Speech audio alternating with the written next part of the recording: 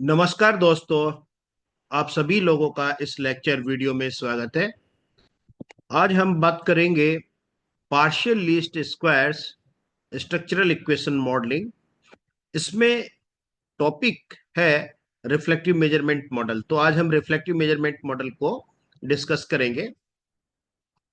Reflective measurement model को समझने के लिए इसे हमने 4 पार्ट्स में डिवाइड किया है कि इसका कॉन्सेप्ट क्या है, रिफ्लेक्टिव मेजरमेंट मॉडल का कैसे इसे एवेलुएट करते हैं, एनालिसिस कैसे करना है, और finally interpretation and reporting the results वो कैसे हमें करना है। तो पहले पार्ट में समझेंगे कि ये रिफ्लेक्टिव मेजरमेंट मॉडल है क्या। रिफ्लेक्टिव मेजरमेंट मॉडल बेसिकली एक ऐसा मॉडल है जिसमें जो कंस्ट्रक्ट का जो इफेक्ट है, ये कंस्ट्रक्ट है और इसका इफेक्ट हमारे पास जो अलग अलग हमारे इंडिकेटर्स है उसके ऊपर हम देखते हैं। और ये हम कह सकते हैं कि जो कंस्ट्रक्ट है इन्फ्लुएंस कर रहा है हमारे इंडिकेटर्स को। ये बेसिकली हमारे क्वेश्चंस हैं। और ये जो हमारे पास क्वेश्चंस हैं X1 X2 X3, ये सभी आपस में हाईली कोरिलेटेड होने चाहिए रिफ्लेक्टिव मेजरमेंट मॉडल में। इसका इसे हम एग्जांपल के थ्रू ऐसे भी समझ सकते हैं कि जो रिफ्लेक्टिव मेजरमेंट मॉडल, जैसे इसमें हम देख रहे हैं कि ये हमारा एक कंस्ट्रक्ट है हाइपरटेंशन, और जो एरो है इस कंस्ट्रक्ट का ये ओवल शेप से हम देख रहे हैं कि ये रेक्टेंगल की तरफ एरो है। मतलब ये जो कंस्ट्रक्ट है इनको इंडिकेटर्स को इन्फ्लुएंस कर रहा है, आइटम्स को। हाइपरटेंशन है, इसी वजह से सीवियर हेडेक हो सकता है, चेस्ट पेन हो सकता है, dizziness, difficulty in breathing, vomiting, anxiety. तो ये बेसिकली रिफ्लेक्ट कर रहे हैं किसको, इस कंस्ट्रक्ट को। इसलिए ये जो मॉडल है हमारा रिफ्लेक्टिव मेजरमेंट मॉडल है। और ये सब इन्फ्लुएंस हो रहे हैं सारे इंडिकेटर्स किससे, इस कंस्ट्रक्ट से। इसलिए जो हम देख रहे हैं एरो, वो कंस्ट्रक्ट से आपकी रेक्टेंगल या जो इंडिकेटर्स है उसकी तरफ एरो होता है। अब इवोल्यूशन प्रोसीजर में अगर हमारे पास रिफ्लेक्टिव मेजरमेंट मॉडल है तो उसमें हमें क्या क्या इवेलुएट करना, क्या क्या असेस करना है, तो उसमें 4 चीजें हम इवेलुएट करेंगे अपने रिफ्लेक्टिव मेजरमेंट मॉडल में। कि पहले तो जो है इंडिकेटर रिलायबिलिटी हम फाइंड करेंगे। जैसे एक इंडिकेटर ये हो गया आपका, second indicator, third indicator, fourth indicator, fifth and six. मतलब ये हमारे क्वेश्चंस हैं कि वो इंडिकेटर रिलायबल है या नहीं है। तो इसकी भी एक वैल्यू होती है 0.708। अगर ये जो आउटर लोडिंग की वैल्यू 0.708 से ज्यादा है तो हमारे सारे क्वेश्चन सही है या इंडिकेटर सही है। दूसरा, इंटरनल कंसिस्टेंसी निकालेंगे। ये जो हमारे पास कंस्ट्रक्ट है कि ये कंस्ट्रक्ट हमारा रिलायबल है या नहीं है। रिलायबिलिटी मीन्स रिपीटेडली और कंसिस्टेंटली सेम बिहेवियर शो कर रहा है ये कंस्ट्रक्ट या नहीं। तीसरा, इसका जो है कन्वर्जेंट वैलिडिटी निकालेंगे कि ये सारे आपस में कन्वर्ज कर रहे हैं एक ही कॉन्सेप्ट को या नहीं। इसको हम एवरेज वेरिएंस एक्सपेक्टेड के थ्रू यूज करते हैं। फिर उसके बाद है डिस्क्रिमिनेंट वैलिडिटी। अगर हमारे पास दो या दो से ज्यादा कंस्ट्रक्ट हैं तो वो आपस में अलग अलग होने चाहिए। मतलब एक कंस्ट्रक्ट केवल एक ही कॉन्सेप्ट को मेजर करे, दूसरे को ओवरलैप ना करे, मेजर ना करे। तो वो हम डिस्क्रिमिनेंट वैलिडिटी के थ्रू हम उसको फाइंड करेंगे कि रिफ्लेक्टिव मेजरमेंट मॉडल की डिस्क्रिमिनेंट वैलिडिटी है या नहीं है। तो 4 चीजें ही हम इसमें रिफ्लेक्टिव मेजरमेंट मॉडल में हम रिपोर्ट करते हैं। पहला है असेस द इंडिकेटर रिलायबिलिटी। तो जो इंडिकेटर रिलायबिलिटी है, मतलब जो क्वेश्चंस की जो आउटर लोडिंग है, जितने भी हमारे पास मॉडल में जितने भी क्वेश्चंस हैं 40, 50, 60, ठीक है। तो हर क्वेश्चंस का हमें ये देखना है कि उनकी जो आउटर लोडिंग है, आउटर लोडिंग वो 0.708 से ज्यादा है या नहीं है। अगर सबकी आउटर लोडिंग 0.708 से ज्यादा है तो कोई इशू इंडिकेटर रिलायबिलिटी का नहीं है। और फिर हम कम्युनिटी भी चेक करते हैं, कम्युनिटी की वैल्यू जो है 0.5 से ज्यादा होनी चाहिए। अब क्वेश्चन ये है कि अगर मान लीजिए किसी भी एक क्वेश्चन की या एक से ज्यादा जो हमारे पास क्वेश्चंस हैं हमारे मॉडल में, अगर उनकी 0.708 से ज्यादा आउटर लोडिंग नहीं है तो क्या हमें वो डिलीट कर देना चाहिए? तो सबसे पहले तो हम देखेंगे जिन आउटर लोडिंग जिनकी 0.708 से ज्यादा है उनको हम सबको रिटेन कर लेंगे। अब क्वेश्चन है कि अगर ये 0.708 से कम है, ये जो आपकी आउटर लोडिंग है, तब क्या करें? तब हमारे पास दो ऑप्शन है। अगर मान लीजिए वो 0.40 से कम है आउटर लोडिंग, तो स्ट्रेट फॉरवर्डली उन आइटम्स को, उन क्वेश्चंस को हम अपने जो हाइपोथेटिकल मॉडल जो हमने बनाया है जिसको हम टेस्ट कर रहे हैं उसमें से हटा देंगे उन क्वेश्चंस को। दूसरा है कि अगर इसकी जो रेंज है ये 0.4 से ज्यादा है और 0.70 से कम है, तो क्या उन आइटम्स को, क्वेश्चंस को रिटेन रखना चाहिए? इसमें भी दो पॉसिबिलिटी है। इसमें हम इनकी जो इंटरनल कंसिस्टेंसी और कन्वर्जेंट वैलिडिटी निकालेंगे। कन्वर्जेंट वैलिडिटी निकालते हैं हम एवरेज वेरिएंस एक्सपेक्टेड से।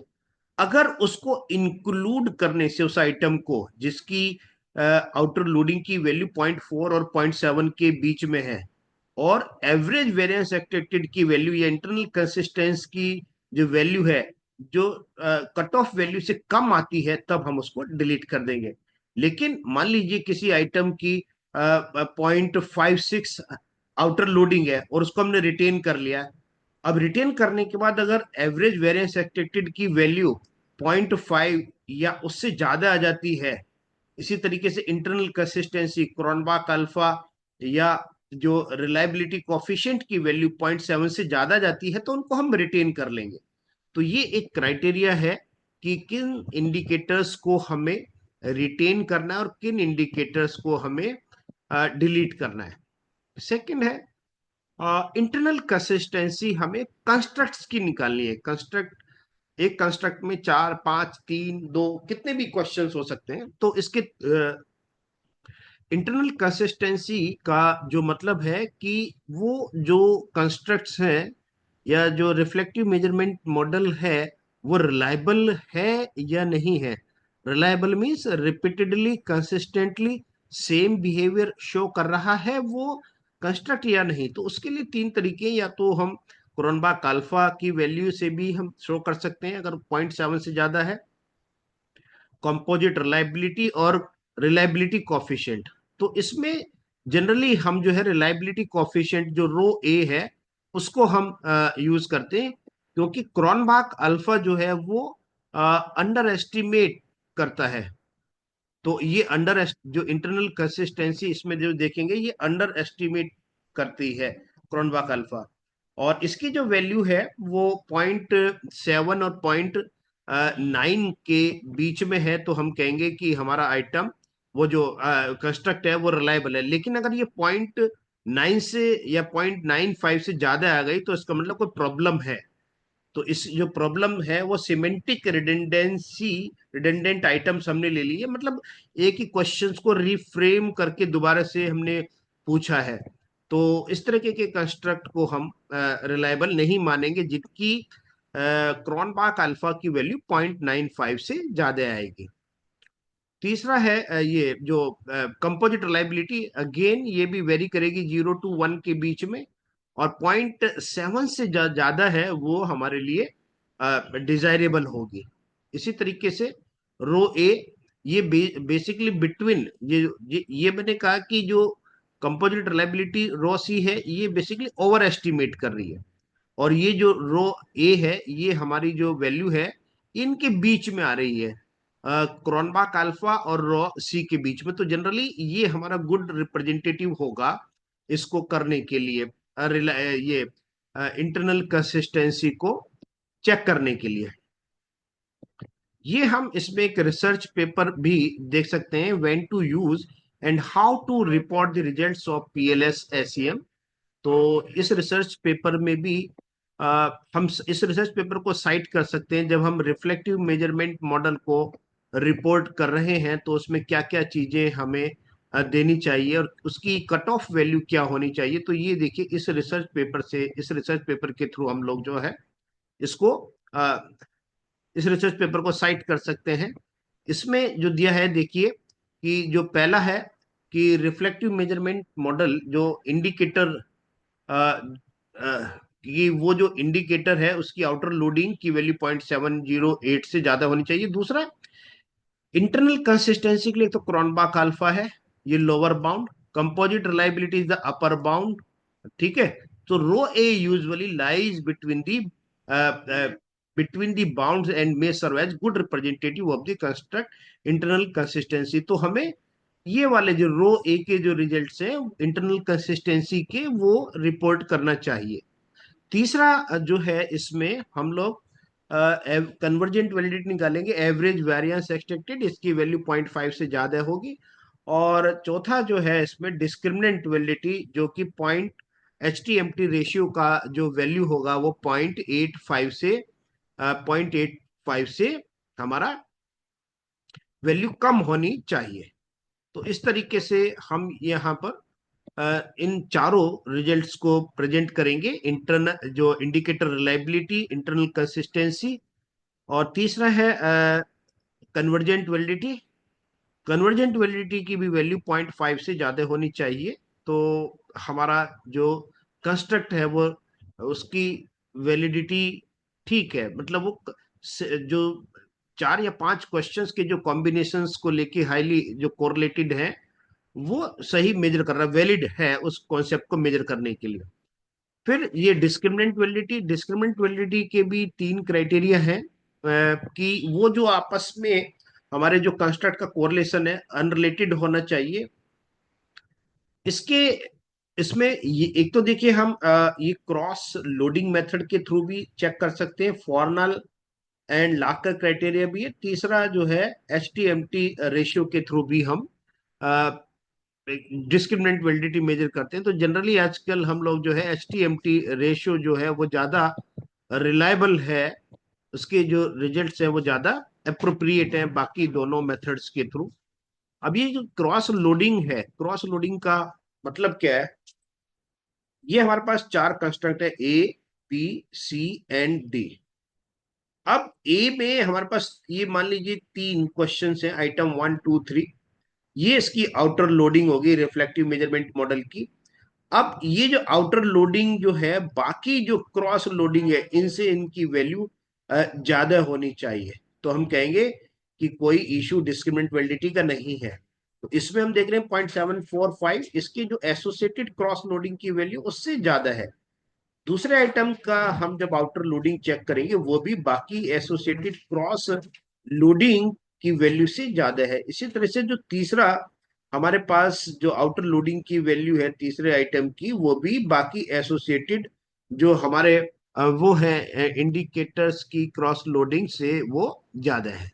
दूसरा जो मेथड है इसके बाद क्रॉस लोडिंग मेथड के बाद, वो है Fornell and Larcker criteria. Fornell and Larcker criteria में क्या होगा? Square root of average variance expected, मतलब जो AVE आया है उसका स्क्वायर रूट लेंगे, और वो इंटर कंस्ट्रक्ट कोरिलेशन से ज्यादा होना चाहिए।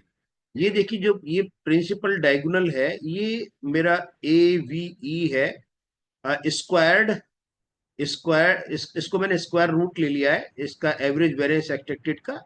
और ये जो ऑफ डायगोनल वैल्यूज है, ये हमारे इंटर कंस्ट्रक्ट कोरिलेशन है, जैसे ए का बी के साथ, एक जो कंस्ट्रक्ट है ए, उसका दूसरे कंस्ट्रक्ट बी के साथ जो इंटर कंस्ट्रक्ट कोरिलेशन है, वो जो स्क्वायर रूट लिया है AVE का, उससे कम होनी चाहिए। तो यहाँ पर हम देख रहे हैं कि सारी वैल्यूज कम है। तो इस तरह से जो हमारा डिस्क्रिमिनेंट वैलिडिटी का कोई इशू नहीं है। तीसरा जो सबसे मोस्ट इफेक्टिव और सही रिजल्ट जो दे रहा है, वो है हमारा HTMT रेशियो।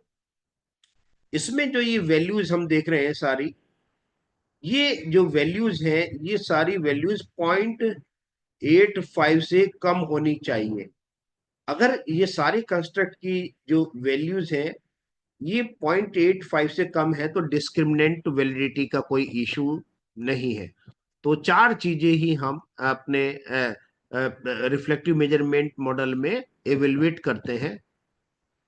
अब analysis of reflective measurement model का, इससे हमें सॉफ्टवेयर के थ्रू कैसे एनालिसिस करना है, तो इसमें हम एक केस स्टडी लेंगे।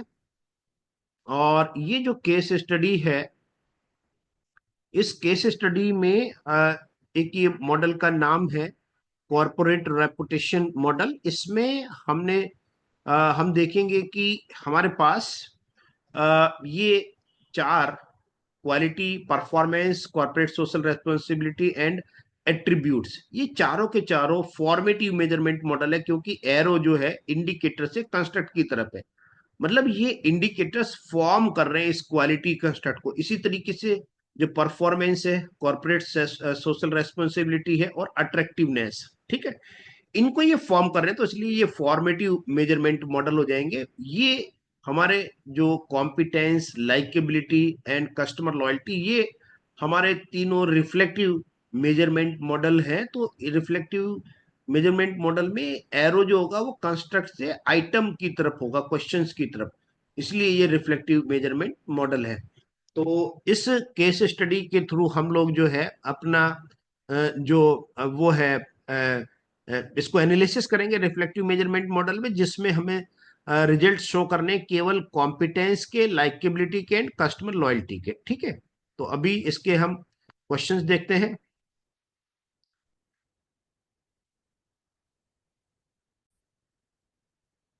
तो हम बात करते हैं कॉर्पोरेट रेपुटेशन मॉडल की। तो इसमें हमने बताया कि जो ये हमारा क्वेश्चनर है कॉर्पोरेट रेपुटेशन रेपुटेशन मॉडल का, जिसमें रिफ्लेक्टिव कंस्ट्रक्ट हमारे पास कॉम्पिटेंस है, लाइकेबिलिटी है, कस्टमर लॉयल्टी है और एक कस्टमर सेटिस्फेक्शन। क्योंकि ये सिंगल है तो इसकी हम रिलायबिलिटी नहीं निकाल सकते, बाकी तीनों की हम निकालेंगे। और चार हमारे पास यहाँ पर आप देख रहे हैं कि ये फॉर्मेटिव कंस्ट्रक्ट्स हैं, quality, performance, corporate social responsibility and attractiveness. और इन्हीं सभी क्वेश्चंस को जो है 1 to 7 के लिकर्ट स्केल में पूछा गया है। तो ये क्वेश्चनर हमने डिस्ट्रीब्यूट किया रेस्पोंडेंट को, और उसके बाद जो रिजल्ट्स आए वो हम आपको उसके बारे में डिस्कस करेंगे, ठीक है। तो ये बेसिकली हमारा क्वेश्चनर है, और जो मेन मॉडल है ये हम यहाँ पर देख रहे हैं कि ये मॉडल है। और इसमें जो हमें reflective measurement model, competence, likeability और कस्टमर लॉयल्टी, इन्हीं का अभी हम डिस्कस करेंगे इस लेक्चर में।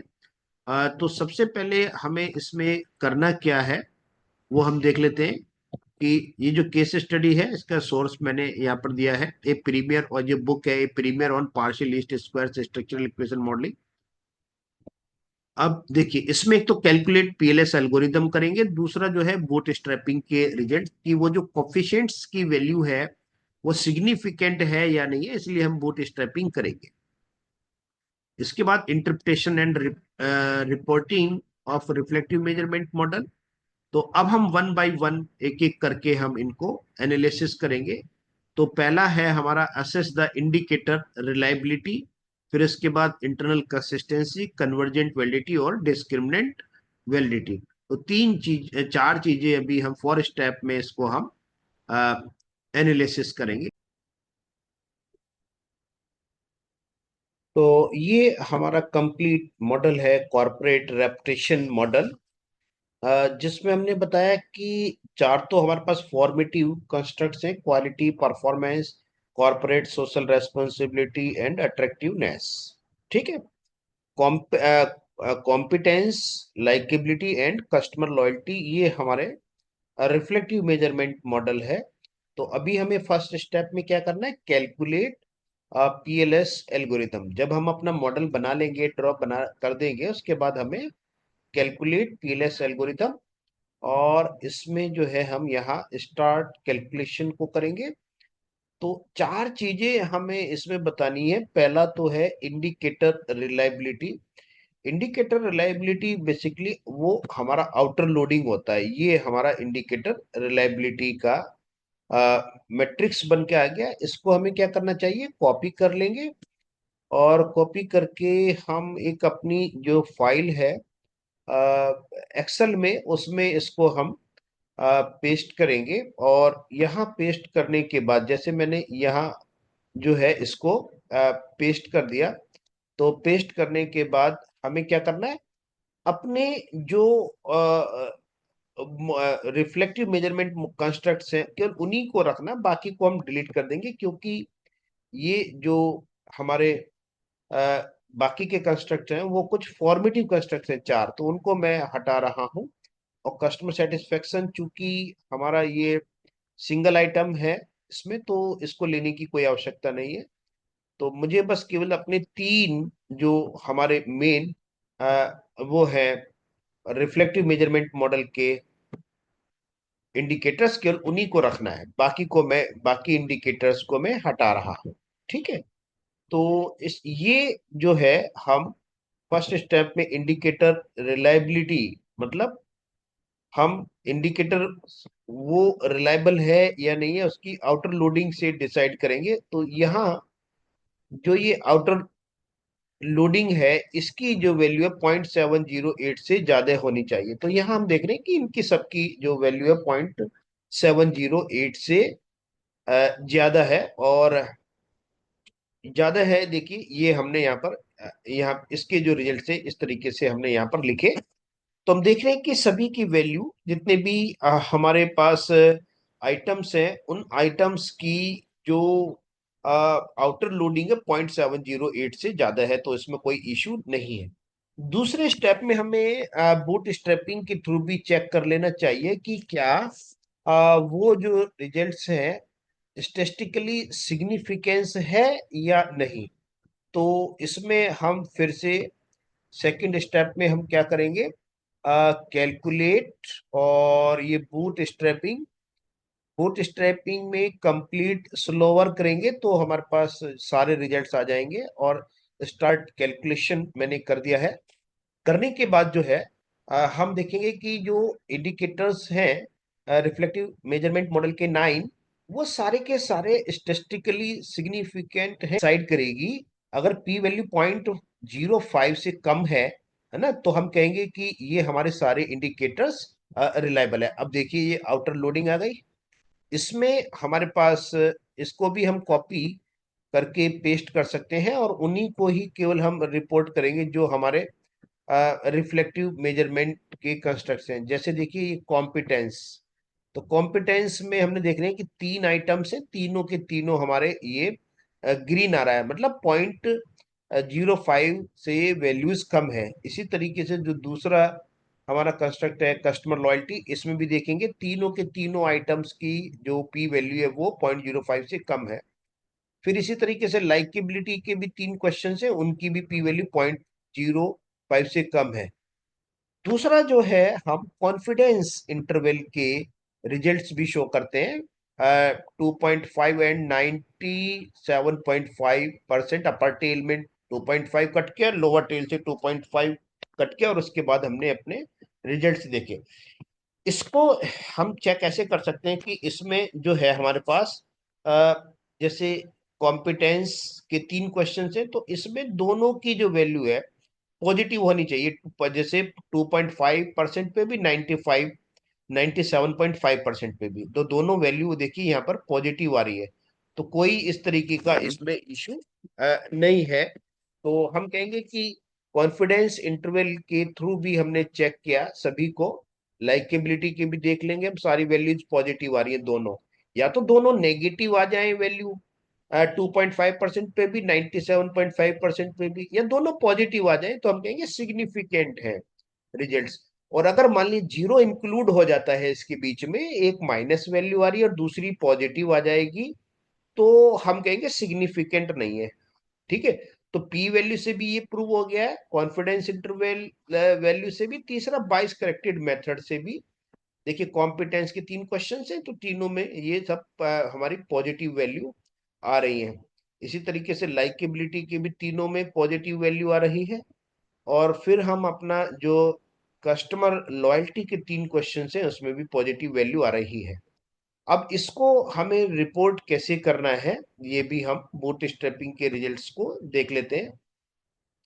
तो यहाँ देखिए हमने जो है इंडिकेटर्स जो आए थे, उन सभी की जो वैल्यू है, पी वैल्यू, कॉन्फिडेंस इंटरवल की वैल्यू, और जो 22 करेक्टेड जो मेथड है, तीनों के थ्रू हमने चेक किए। तो तीनों के तीनों मेथड से हमारी जो वैल्यू आ रही है वो आ, सारी की सारी वैल्यूज हमारी ठीक आ रही हैं। तो इंडिकेटर जो रिलायबिलिटी है, हम ये कह सकते हैं कि ये इसमें कोई ऐसा इशू नहीं है। तो देखिए, एक तो हमने पी वैल्यू के थ्रू भी चेक कर लिया। यहाँ पर जो पी वैल्यू है, सारे आइटम्स की वैल्यू 0.05 से कम है। दूसरा, कॉन्फिडेंस इंटरवल के थ्रू भी देखिए आप, तो ये सारी की सारी वैल्यूज पॉजिटिव है, कहीं भी इसमें कोई इस तरीके का नेगेटिव वाला साइन नहीं आ रहा है। और तीसरा जो है हमारा कॉन्फिडेंस इंटरवल 22 करेक्टेड में, इसमें भी सारी वैल्यूज पॉजिटिव आ रही हैं, दोनों लोअर टेल और अपर टेल की जब हमने चेक किया। तो इस तरीके से कोई इसमें ऐसा इशू नहीं है। दूसरा, इंटरनल कंसिस्टेंसी।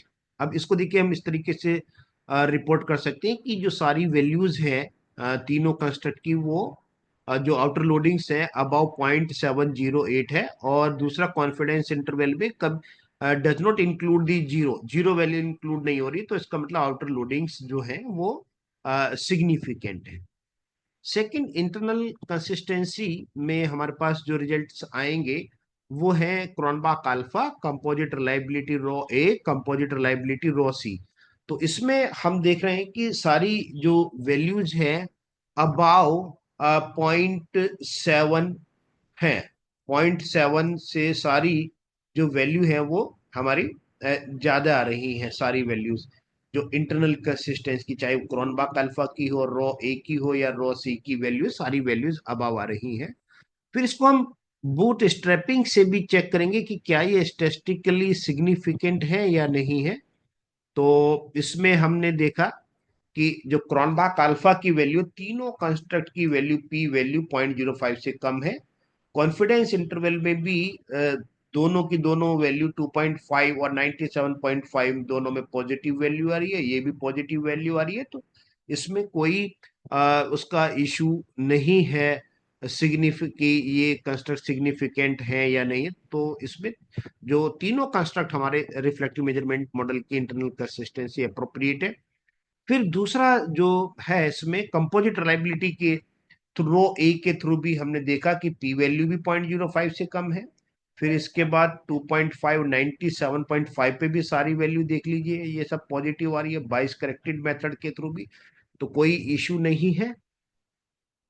तीसरा जो है इसमें रो सी भी हम देखेंगे, रो सी की वैल्यू भी सारी की सारी की पी वैल्यू हमारी 0.05 से कम है, और कॉन्फिडेंस इंटरवल की वैल्यू और कॉन्फिडेंस इंटरवल 22 करेक्टेड की वैल्यू भी सारी की सारी पॉजिटिव आ रही है। तो इसमें कोई इश्यू इंटरनल कंसिस्टेंसी का नहीं है। तो इसी के जो रिजल्ट्स हैं हम अपने पीएलएस सॉफ्टवेयर में हम कैसे देखेंगे। तो पहले तो हम इसमें अपने जो पीएलएस एल्गोरिदम वाले जो रिजल्ट्स हैं वो चेक करेंगे हम। तो यहाँ हम जो देख रहे हैं, ये लिखा है कंस्ट्रक्ट रिलायबिलिटी एंड वैलिडिटी, ये हम बात कर रहे हैं अपनी उसकी इंटरनल कंसिस्टेंसी की। तो इंटरनल कंसिस्टेंसी में जो रिजल्ट्स हम देख रहे हैं, ग्रीन, ग्रीन का मतलब है ओके है, सारी वैल्यू 0.7 से ज्यादा है, तो कोई इस तरीके का इशू नहीं है। तीसरा जो है हमारा कन्वर्जेंट वैलिडिटी, वो हम एवरेज वेरिएंस एक्सपेक्टेड के थ्रू चेक करते हैं। तो एवरेज वेरिएंस एक्सपेक्टेड की वैल्यू हमने यहाँ पर देख रहे हैं, ये एवीई की वैल्यू 0.5 से ज्यादा होनी चाहिए। तो तीनों के तीनों कंस्ट्रक्ट की जो पी वैल्यू है वो 0.5 से ज्यादा है, तो कन्वर्जेंट वैलिडिटी का भी कोई इशू नहीं है। इसके बाद ये जो चौथी चीज है, फोर्थ स्टेप में हम डिस्क्रिमिनेंट वैलिडिटी चेक करते हैं H T M T ratio के थ्रू। हालांकि तीन मेथड है, पहला क्रॉस लोडिंग की भी हम बात कर चुके हैं, फॉर्नल एंड लार्कर क्राइटेरिया का, और तीसरा H T M T ratio का। तो क्रॉस लोडिंग भी आप देख सकते हैं। तो जैसे ये हमारे पास अभी इसको कॉपी करके पेस्ट भी कर सकते हैं, क्योंकि इसमें से हमें केवल जो हमारे रिफ्लेक्टिव मेजरमेंट मॉडल है उन्हीं को हमें चेक करना है। अब जैसे यहाँ पर देखिए कि जो कॉम्पिटेंस है हमारा इनकी जो क्रॉस लोडिंग की जो वैल्यूज हैं वो हमारी कॉम्पिटेंस की वैल्यूज ये 3 वैल्यूज आ रही है ना। ये देखिए, ये कॉम्पिटेंस कॉम्पिटेंस के 3 क्वेश्चंस हैं। तो इनकी ये 0.84 जो है, इसके एसोसिएटेड जितने भी आउटर क्रॉस लोडिंग की जो वैल्यूज है वो इससे कम होनी चाहिए। तो ये हमारी जो आउटर लोडिंग की वैल्यू है, ये इसके एसोसिएटेड जितनी भी क्रॉस लोडिंग है उससे ज्यादा है। इसी तरीके से ये वाली 0.821, ये वाली वैल्यू भी इसके जो एसोसिएटेड क्रॉस लोडिंग की जो वैल्यूज है वो ज्यादा है। तो इसमें देखिए, पॉइंट थर्ड वाले में भी ये भी इसमें ज्यादा है। तो क्रॉस लोडिंग मेथड से भी हमने ये पाया कि सारी वैल्यू जो है कट ऑफ वैल्यू से ज्यादा है। दूसरा हमने बताया था फॉर्न एंड लार्कर क्राइटेरिया का। इसमें हम जो देखेंगे कि अ, जो सारी जो वैल्यूज हैं, एवरेज एवरेज वेरिएंस एक्सपेक्टेड जो प्रिंसिपल डायगोनल में आप देख रहे हैं, और ऑफ डायगोनल वैल्यू में ये सब इसकी इससे कम है क्वार्नल एंड लार्कर क्राइटेरिया में। ठीक है। और जो मोस्ट अप्रोप्रिएट मेथड है वो हमारा S T M T ratio के थ्रू है। यहाँ पर हमने देखा कि सारी वैल्यू 0.85 से कम है। तो ये जो वैल्यूज है ऑफ डायगोनल वैल्यू 0.85 से कम है, तो इसका भी कोई ऐसा इशू नहीं है। अब सेम चीज को इनको हम स्टेटिस्टिकली सिग्निफिकेंट है या नहीं है वो बूट स्ट्रैपिंग के थ्रू चेक करते हैं, है ना। वैसे तो हमारी सारी वैल्यू अप्रोप्रिएट है, पीएलएस एल्गोरिथम से ही हमें पता चल गया। लेकिन अगर हमें स्टेटिस्टिकली सिग्निफिकेंट देखनी है कि भाई इंडिकेटर रिलायबिलिटी हमारी सिग्निफिकेंट है या नहीं है, इंटरनल कंसिस्टेंसी में क्रॉनबेक अल्फा, रो ए रो सी की वैल्यू, इसी तरीके से एवरेज वेरिएंस एक्सपेक्टेड की वैल्यू और डिस्क्रिमिनेंट वैलिडिटी की वैल्यू अप्रोप्रिएट है या नहीं है, वो हम बूट स्ट्रैपिंग के थ्रू चेक कर सकते हैं। तो अभी हम जो करेंगे एवरेज, जैसे हमारे पास एक तो क्रॉनबेक अल्फा है। ठीक है। तो क्रॉनबेक अल्फा में भी हमने देखा सारी वैल्यू पी वैल्यू 0.05 से कम है। फिर दूसरा, इसमें कॉन्फिडेंस इंटरवल के थ्रू भी हम चेक कर सकते हैं। तो यहाँ हमने देखा सारी वैल्यूज हमारी पॉजिटिव है तीनों कंस्ट्रक्ट की। और फिर कॉन्फिडेंस इंटरवल बाइस करेक्टेड में भी हमारी ये तीनों वैल्यू पॉजिटिव आ रही हैं तीनों कंस्ट्रक्ट की, तो कोई ऐसा इशू नहीं है। फिर S T M T ratio, तो हेटरोट्रेट मोनोट्रेट रेशियो में भी देखिए हमारी सारी वैल्यूज पॉजिटिव आ रही हैं। तो इसमें इस तरीके का कोई प्रॉब्लम नहीं है। कॉन्फिडेंस इंटरवल और बाइस करेक्टेड मेथड के थ्रू भी हम देखेंगे, दोनों मेथड्स के थ्रू हमारी वैल्यू जो है अप्रोप्रिएट आ रही है। अब इसे रिपोर्ट कैसे करना है हमें अपने रिसर्च पेपर में, वो हम यहाँ पीपीटी के थ्रू इसको हम समझेंगे। तो ये देखिए, हम इंटरनल कंसिस्टेंसी और इंडिकेटर रिलायबिलिटी के तो रिजल्ट्स हमने रिपोर्ट कर ही दिए। तीसरा जो है हमारा, इसको देखिए इस तरीके से हम रिपोर्ट इंटरनल कंसिस्टेंसी के रिजल्ट को रिपोर्ट करेंगे अपने रिसर्च पेपर में कि क्रॉनबेक अल्फा, कंपोजिट रिलायबिलिटी और कंपोजिट रिलायबिलिटी रॉसी, है ना, इनकी वैल्यू हमने ब्रैकेट में लिख दिया है कि जो तीनों कंस्ट्रक्ट है, competence, customer loyalty and likeability, इनकी 0.70 से सारी वैल्यूज कट ऑफ वैल्यू से ज्यादा है। ठीक है। तो क्रॉनबेक अल्फा, और हमें जो रिपोर्ट रिजल्ट करने चाहिए कंपोजिट रिलायबिलिटी के, क्योंकि क्रॉनबेक अल्फा अंडर एस्टिमेट करके देता है, कंपोजिट रिलायबिलिटी रो से ओवर एस्टिमेट, तो ये इसकी मिडिल वाली वैल्यू है कंपोजिट रिलायबिलिटी रो ए की वैल्यू।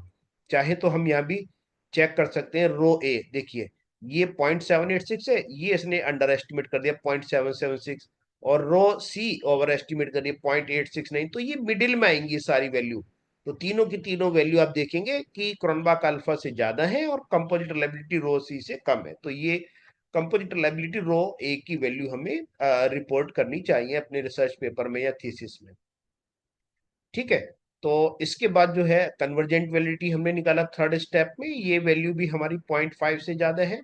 स्टेटिस्टिकली सिग्निफिकेंस चेक करने के लिए बूट स्ट्रैपिंग किया, तो बूट स्ट्रैपिंग में भी हमने देखा पी वैल्यू भी 0.05 से कम है, और कॉन्फिडेंस इंटरवल 22 करेक्टेड की वैल्यू भी, दोनों की वैल्यू पॉजिटिव आ रही है। तो कोई इस तरीके का इशू नहीं है, हमारे तीनों कंस्ट्रक्ट की जो कन्वर्जेंट वैलिडिटी है वो ओके है। फिर हम इनको रिपोर्ट करेंगे।